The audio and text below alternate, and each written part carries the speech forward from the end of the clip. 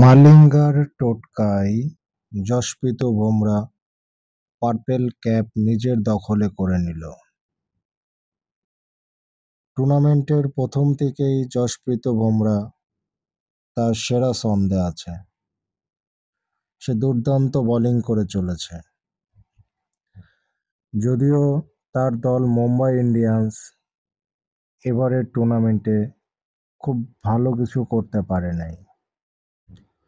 Point টেবিলের শেষের দিকে তাদের অবস্থান। মুম্বাই ইন্ডিয়ান্সের পারফরম্যান্স খুবই হতাশাজনক হলেও বুমরার পারফরম্যান্স প্রত্যেকের নজর কেড়েছে।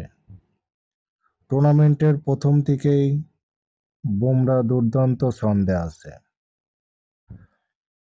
এখন পর্যন্ত ১৩টি ম্যাচে ২০ উইকেট লাভ করেছে। তার ইকোনমি বোলিং রেট